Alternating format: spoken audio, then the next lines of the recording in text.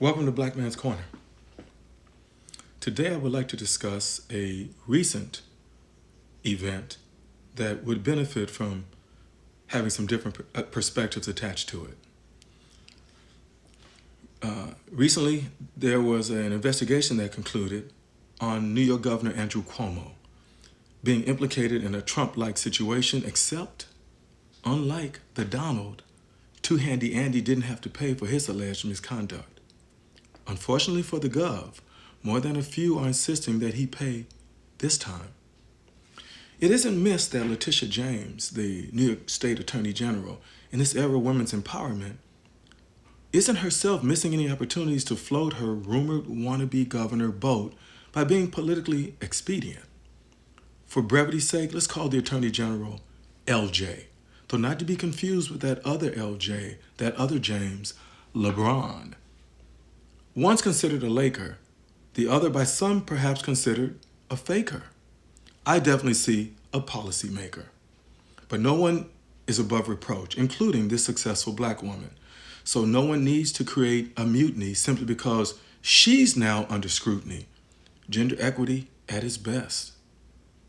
LJ recently held a press conference to announce the findings against Handy Andy, and during that event repeatedly declared how adeptly her office had successfully concluded its investigation of the Gov allegedly extending non-consensual love.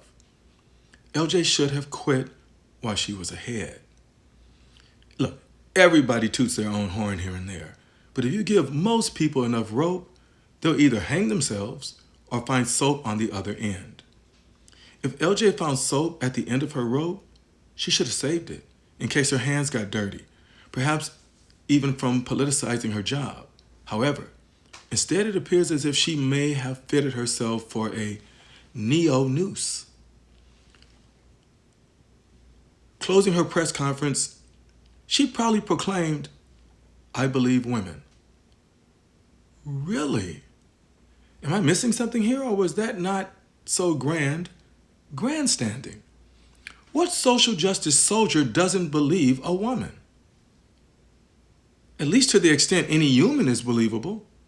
Or does society now overcompensate for the scars visited upon women and be inequitable towards men? America's response to slavery wasn't overcompensation, to say the least. And to call the treatment of the descendants of American slavery inequitable is like a comparison between Michael Jordan and the Caruso guy with the Lakers. Caruso who? Should it be more than that? And should an officer of the law have polluted public opinion beyond the facts with her poorly veiled slapdown of what appears to be a guilty man? There is little doubt that a power broker like Cuomo may have leveraged his position and various privileges for his own personal titillation. Oh, no pun intended there, but I hope appreciated nonetheless. Philosophically, though, how can James declare she believes every member of her group without sounding ridiculous, unethical, and politically opportunistic? She can't. However, we must consider a parallel movement to Black Lives Matter, the Believe Women movement. The pluses associated with this movement began with transcending the historical tendency to doubt women's words.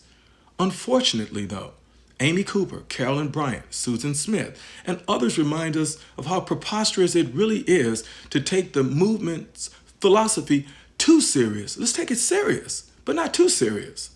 Deaths occurred from the lies Carolyn Bryant and Susan Smith told, and Christian Cooper should thank his lucky stars he was smart enough to record Amy Karen Cooper.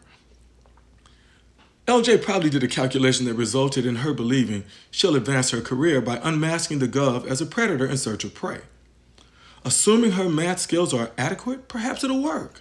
However, if mathematically speaking she isn't bright enough to recognize that pie isn't just something to eat, it then would make sense that she might give the benefit of the doubt to a Karen or two.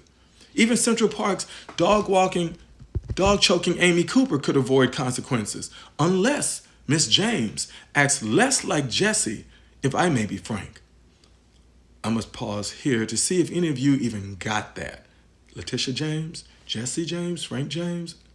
All right, just forget it. Today, Women are better situated with power than ever before. Women nonetheless can't afford to succumb to the old adage, absolute power corrupts absolutely. Any more than Barack Obama's election was a mandate for Obama to invest politically, if not solely, in black empowerment.